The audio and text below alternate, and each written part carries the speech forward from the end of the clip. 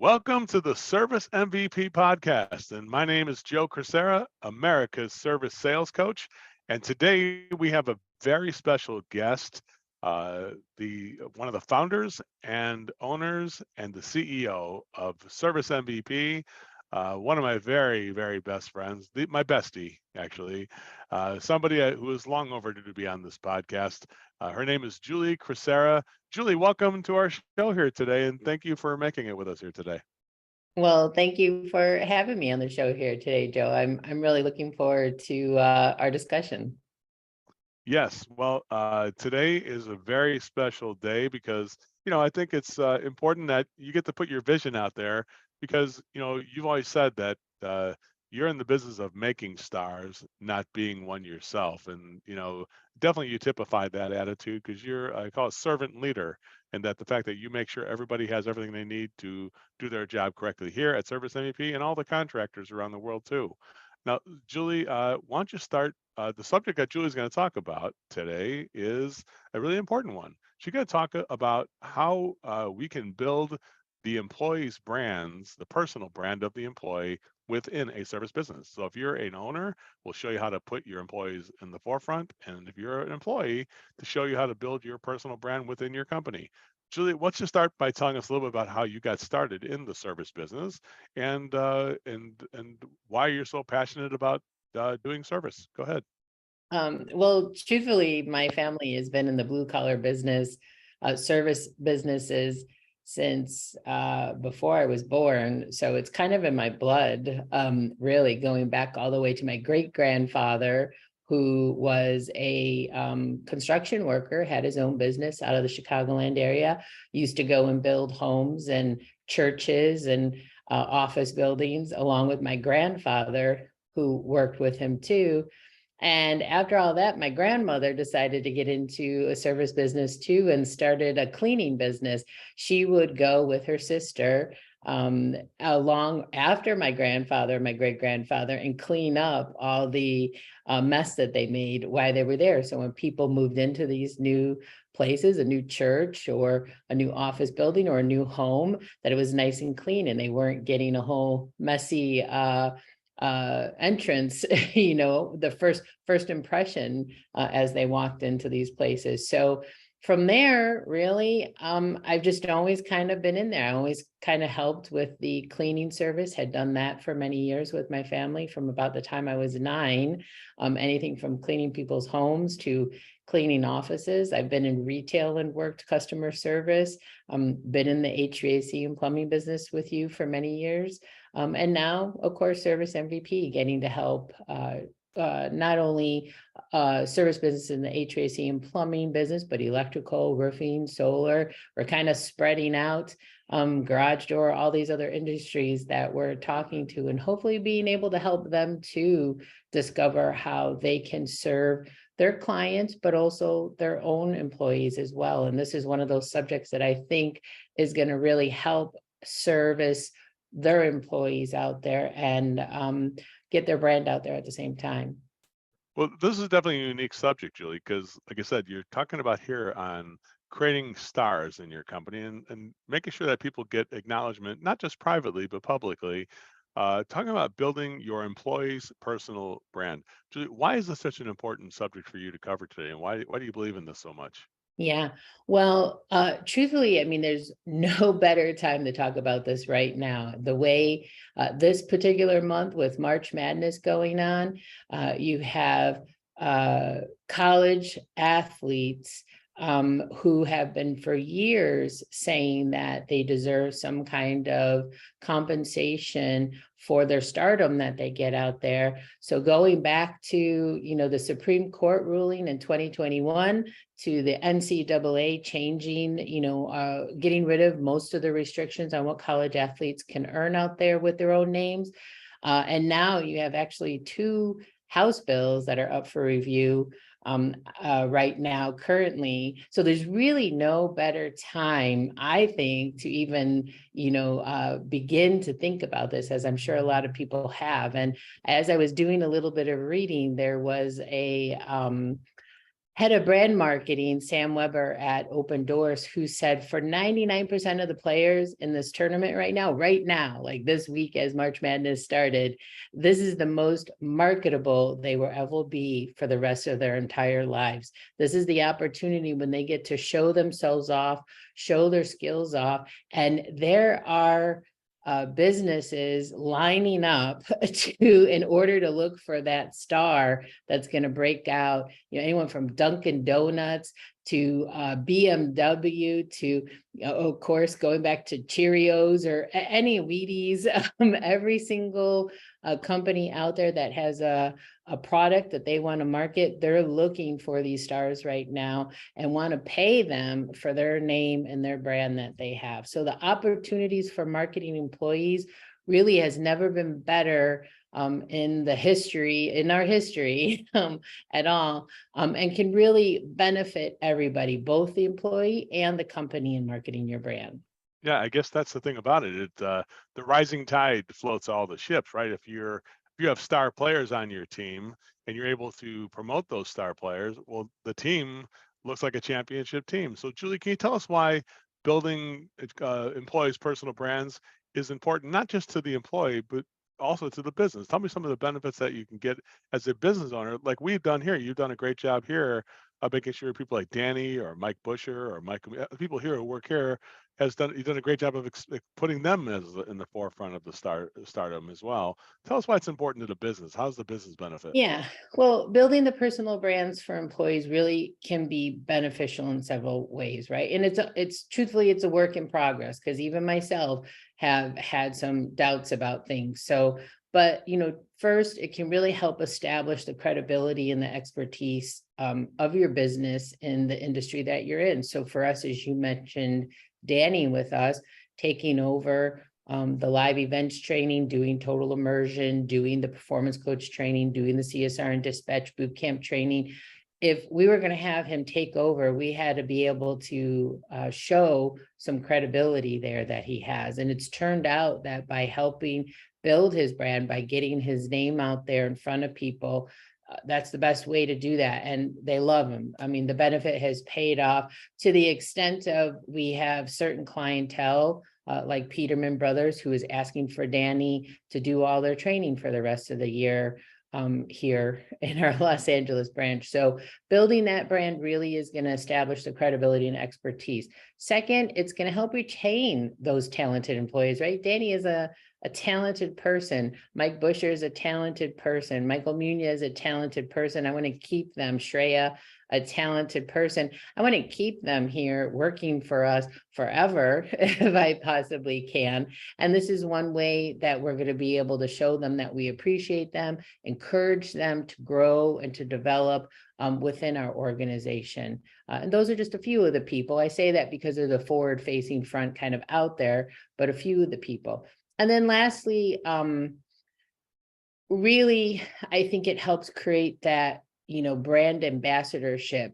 I always kind of laugh at that word, the ambassadorship, because when I first started hearing it, I remember after hiring some people out here, a lot of them were brand ambassadors for different, different soft drinks or remember we had one employee who had a girlfriend who we were always getting different products coming into us because she was changing jobs on who she was an ambassador for. It was like yogurt one day and some kind of soft drink the next day. But that brand ambassadorship to really help promote your business and bring in those new clients. And there's really no better way than in being able to create these personal brands within your company, right?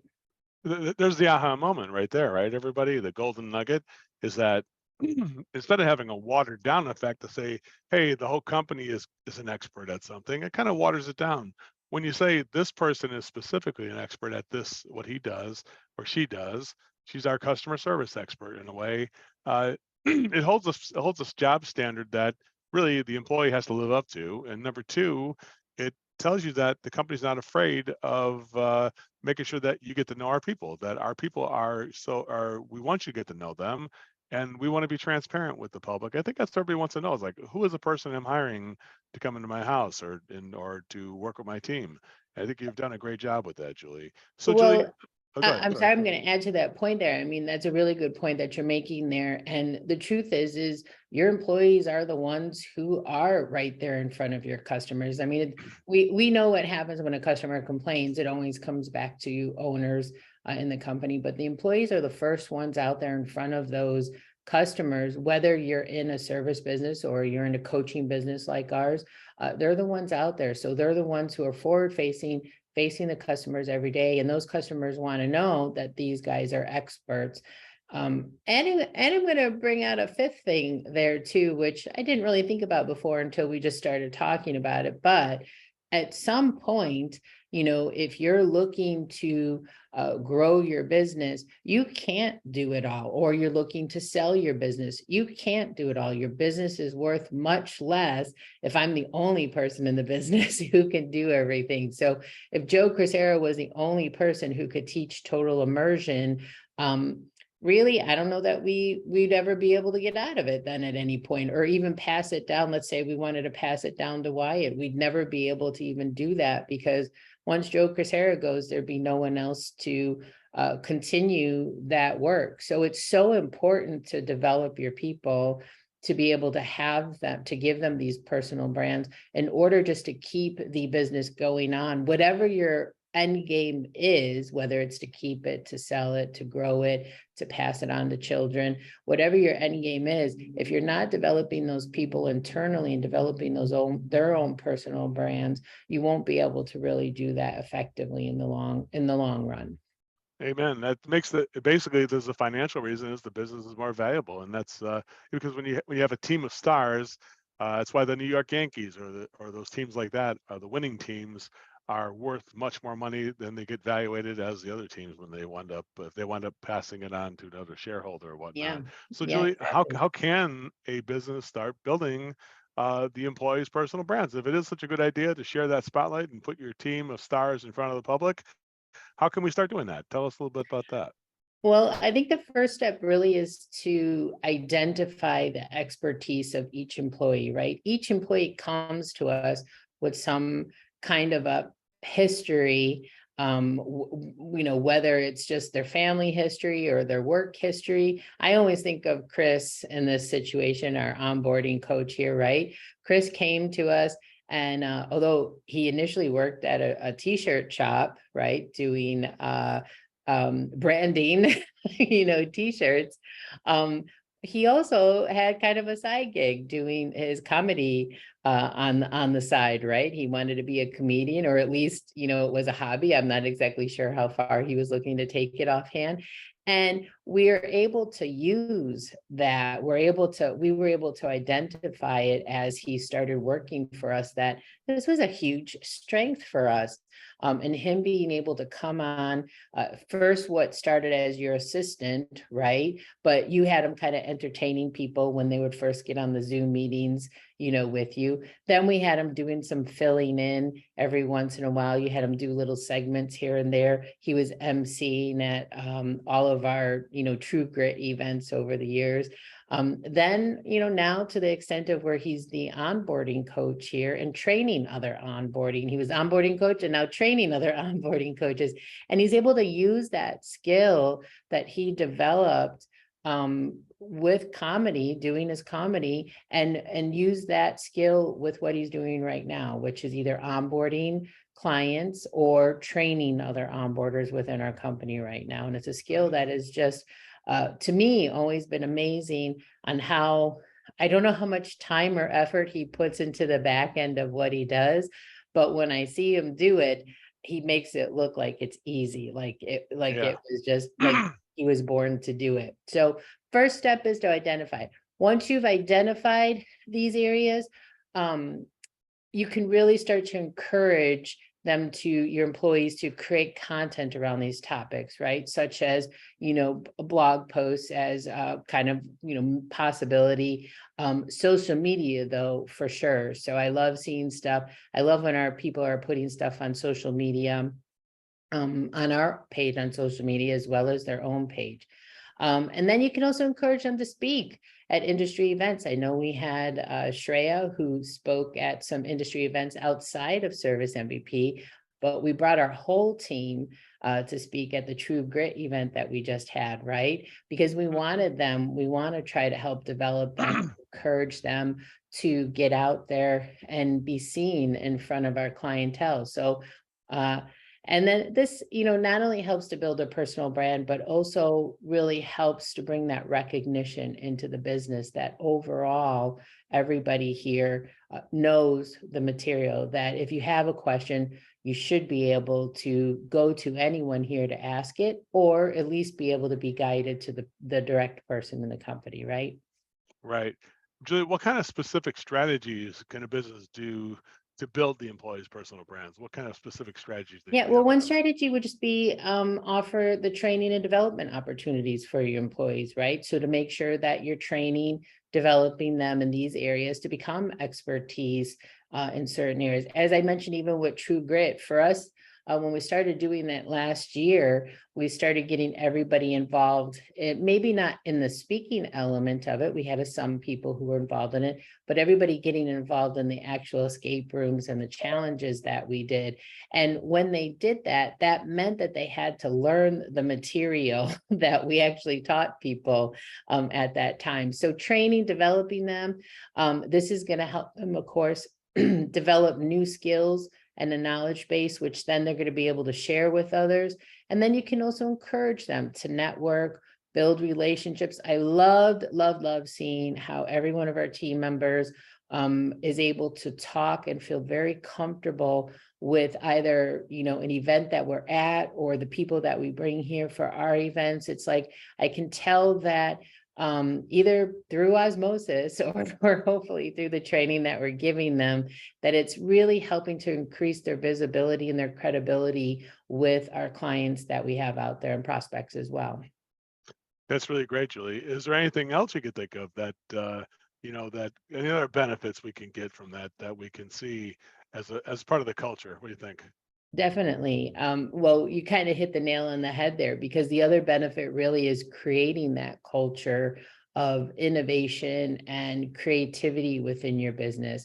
When employees are really encouraged to develop their own personal brands, then they're more likely to be engaged and be motivated in their work on a day-to-day basis, which of course is going to lead to that productivity and creativity. So, and it leads to them coming to us, with ideas or ways to put ourselves out there in front of customers. It doesn't mean everything has to come. That doesn't mean everything has to come for us, which is great because they're coming to us. Also doesn't mean we have to accept everything that they want us to do at this point either. But it's nice that the ideas are flowing there, and maybe from that we're able to build on some of that creativity that they have.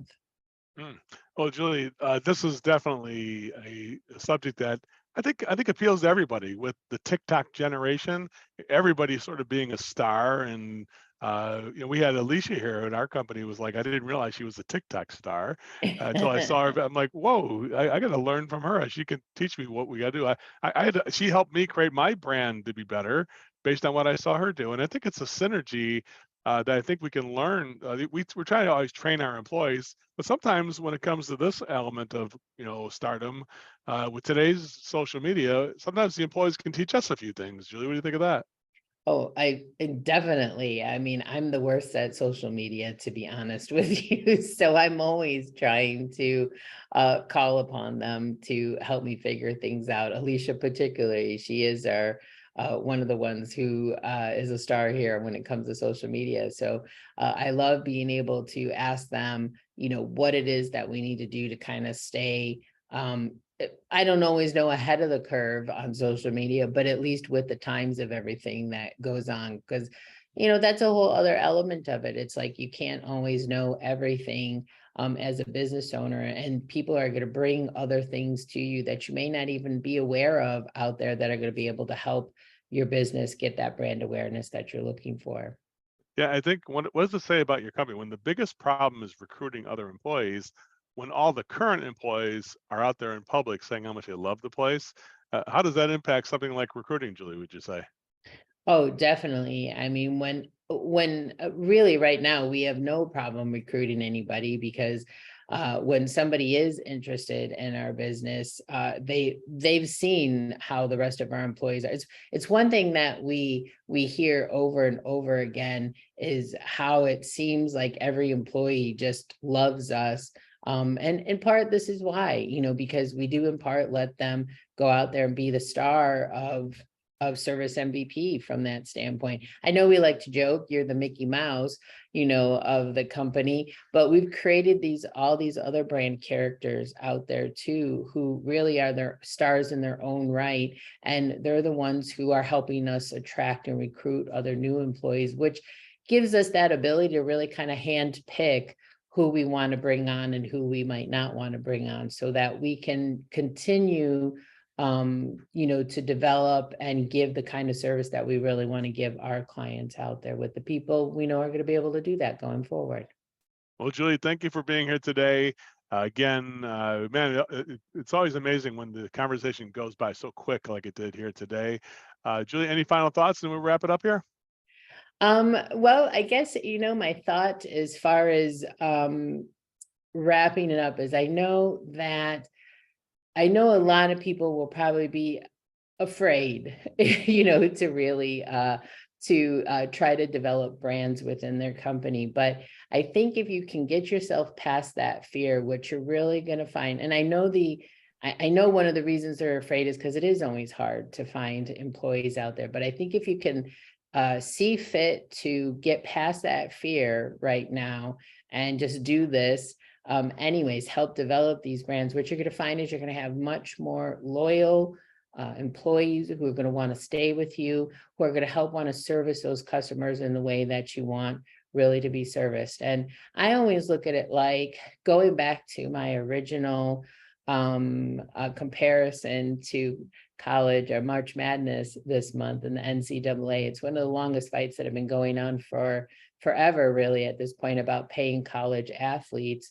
It's not that you have to pay your people extra money even to do this, but the fact that they have this opportunity to put themselves out there is really going to be beneficial to you and the company, and getting your brand out there and creating the loyalty, giving them the credibility that they need when they're in front of customers. And they're going to be much more confident and competent employees as well about what you're trying to, what your service is out there to the world, what kind of services you're going to provide out there.